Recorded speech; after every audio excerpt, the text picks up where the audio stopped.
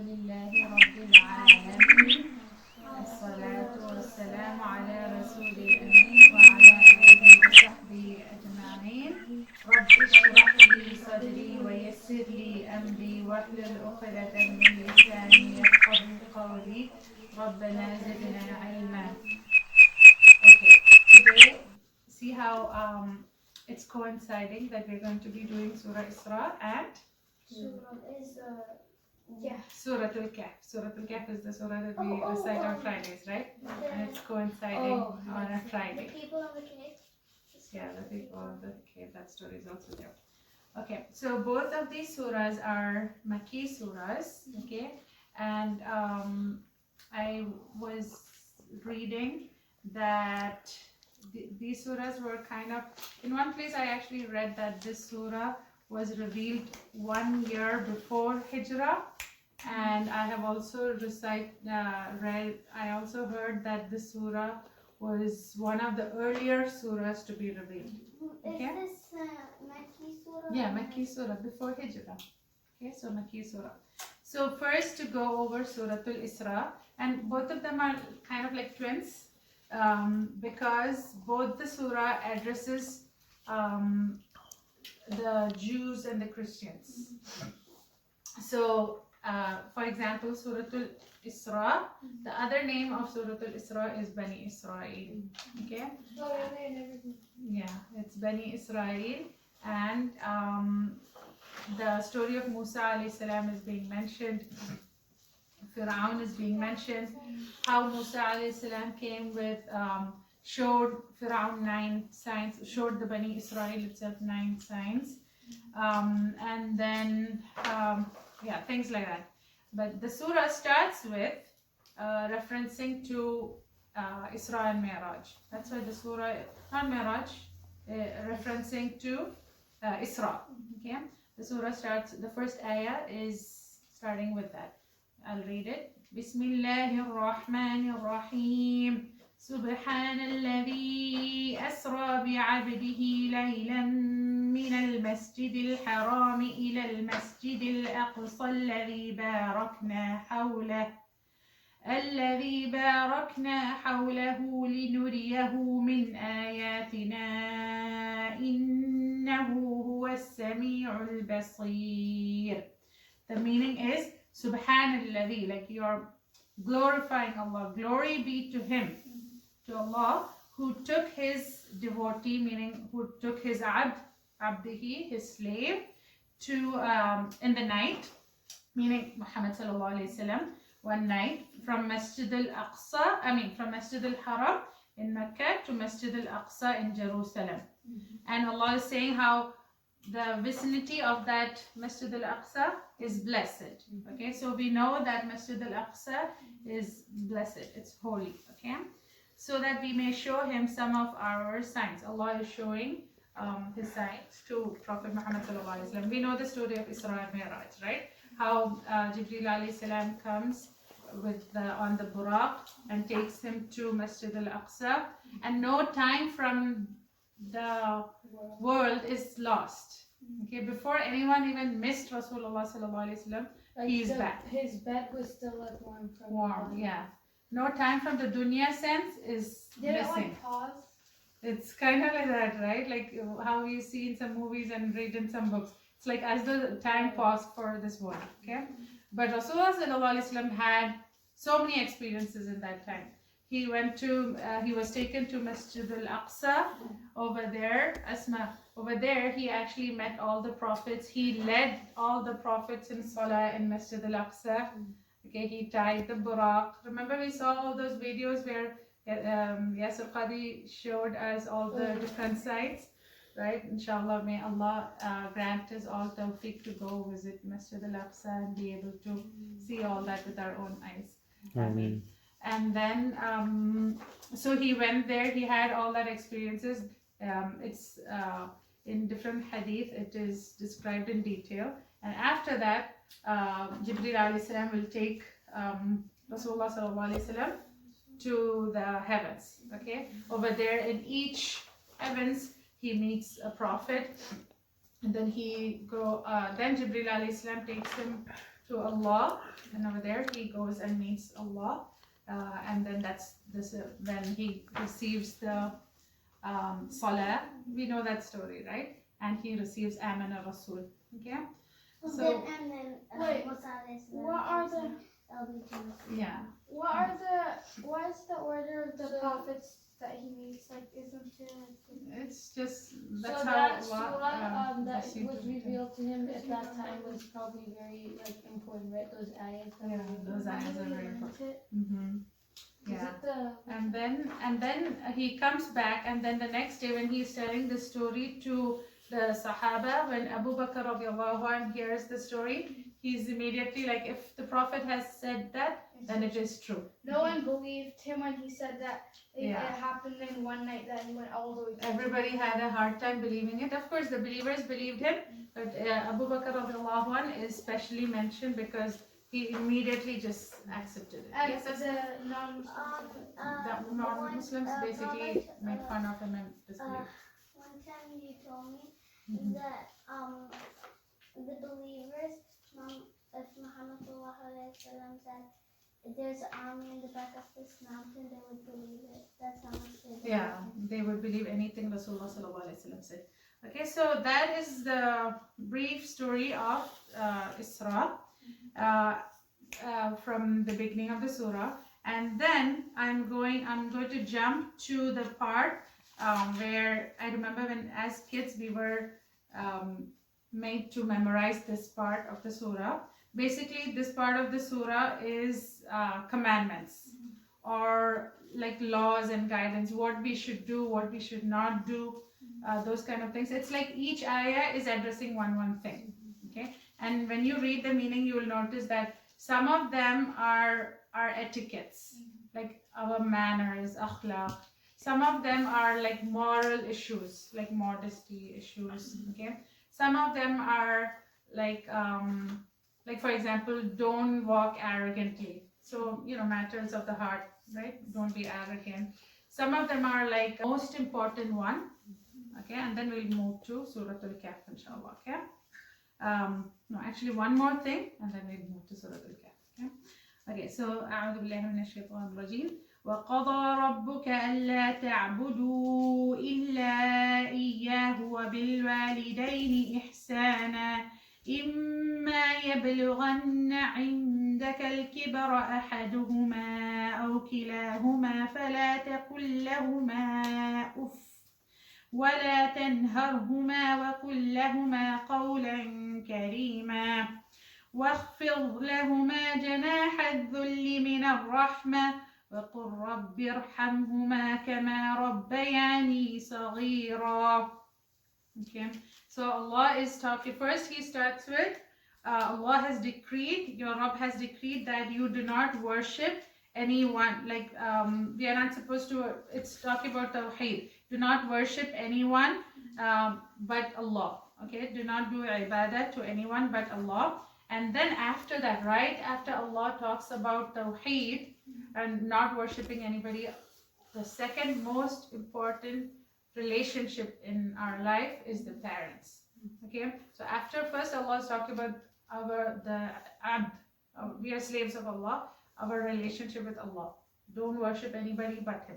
After that, Allah is talking about how we should be with our parents. Okay, so Allah is telling, be kind to your parents, and then if one or both of them live to their old age in your lifetime, you have to be even more kinder, because as parents become old, sometimes they might not have as much hikmah or as much understanding, okay, as when they were younger. Okay, so we shouldn't be frustrated. Okay, so if Allah is instructing us how to be with them when they are in their old age, then how about when they are in their young age? Like right now, like for example, for us, saying next, you shall not say to them any word of contempt, or nor like don't rebel to them, don't talk back to them, talk only in kind words.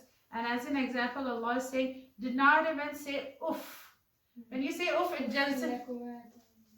doesn't just mean saying oof. It means anything like even that. Okay, like don't show any kind of frustration or any kind of attitude towards them. Okay, so that's what Allah is addressing in this ayah. I am going to pledge to myself regarding my relationship with my parents, and you guys also should do that. Okay, how should we be to parents, Ammar? How are we supposed to be to parents? Good, right? Okay, so Asma, no more doing all that, right? Yeah. Okay, so keep that in mind. And then after that, Allah is telling that you shall lower to them your wings of humility out of mercy for them and pray. Allah is telling, like, just like how they raised you when you were young, especially as they grow old, as parents grow older, you have to be, it's like you are extending your wings of humility over them. Okay, and always make dua. You guys always say this dua, right? Rabbi irhamhuma kama rabbayani saghira. And of course include your grandparents also in the same dua. Okay, may Allah show mercy and His rahmah and His forgiveness, and may Allah take care of your grandparents, like how they took care of your parents, and they're here for you today, right? And then the surahs, the other commandments are like give to relatives and needy. Okay, don't be a miserly person. Yeah, What's miser? miser is somebody who doesn't want to spend anything for other people. They want to just hold on to their money. And don't be a spendthrift. So you have to have a balance. No israf. Israf means extravagance, and miserly means being withholding and not giving anything. And then Allah is talking about being modest. Okay, don't do anything that will hurt your modesty and hurt your izzah and your chastity. Okay, then Allah is talking about don't kill anybody without do not walk arrogantly, safeguard the property of orphans. You know, a lot of commandments come after that. Okay, now after that, one ayah I wanted to mention is where Allah is talking about establishing all the 5 daily prayers. Okay, that ayah is ayah number 78. Allah says, أقم الصلاة لدلوك الشمس إلى غسق الليل وقرآن الفجر. Okay, and Allah is telling that establish salah from the decline of the sun till the darkness of the night. So meaning from day to dusk, Allah is telling to pray, and it includes all the salah, right? And then Allah is also mentioning to read Quran at Fajr. Okay, and so it includes praying Fajr and reading Quran in your salah. Okay, and after that as well. And then to Rasulullah sallallahu alaihi wasallam, for Rasulullah sallallahu alaihi wasallam, it was actually obligatory to pray tahajjud. For us, it's optional. If we pray more, of course, it shows our connection to Allah more in the darkness of the night when nobody is hearing us. But for Rasulullah sallallahu alaihi wasallam, it was fard. Okay. All the prophets, I think. Yeah. Did Allah make it? Yeah, it says over here, during a part of the night, pray tahajjud with this Quran, an additional prayer for you, O Muhammad, so that your Rabb may rise you to exalt you to maqam and mahmuda. Allah has given that great position of glory, that great status, right, for prophets, especially to Muhammad sallallahu alaihi wasallam. But if we pray tahajjud, we can also be near that. Okay, that's what it shows. Okay, and Does it say Muhammad sallallahu alaihi wasallam's name in the ayah?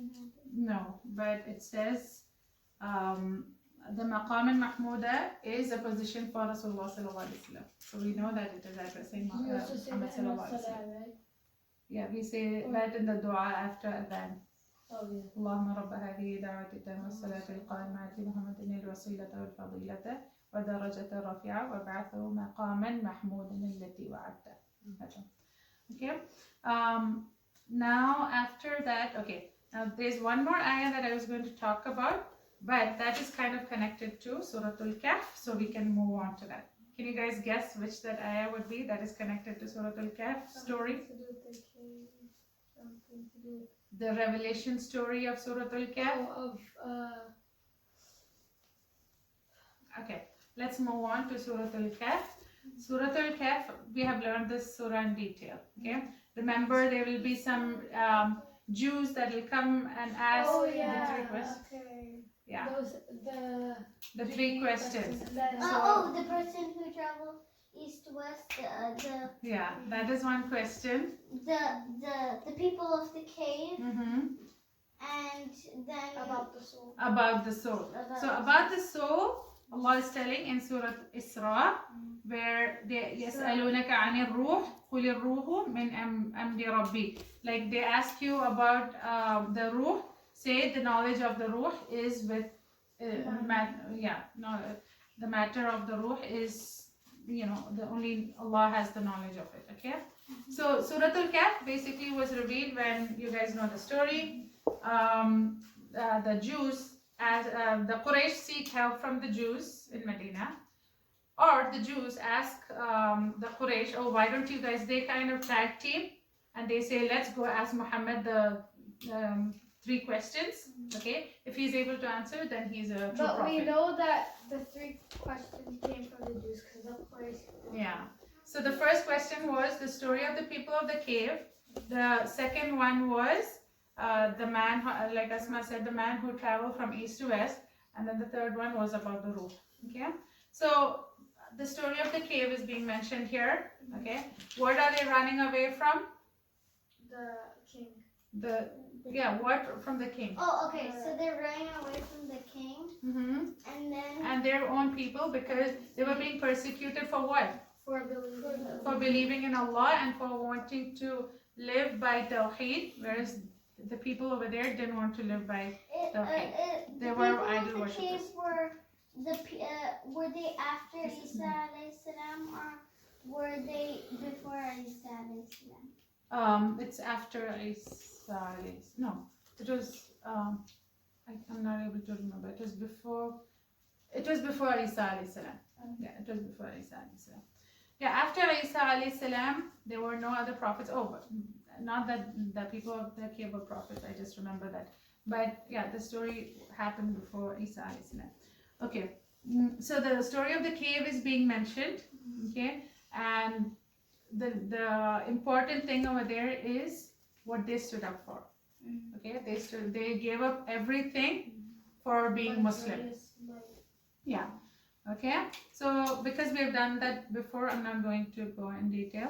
The second story that is mentioned was, who remembers what the second story was? The man of the 2 gardens. The man of the 2 gardens. Over there, what is the lesson? Oh, okay. Not to be arrogant. Yeah, and to attribute all your blessings to One of them Allah. was poor, and one of them was not. He's very wealthy. He had, Allah blessed him with 2 gardens. But he said, it's all my work and I did this. And if in this world I have 2 gardens, then in the next life I'll have much more. And he thought that it was something to do with him. Like as though he deserved it because of some greatness in him. Okay? So the poor man will be reminding him that that's not the case. Don't be arrogant, attribute it to Allah. But eventually he learns his lesson when everything is destroyed, right?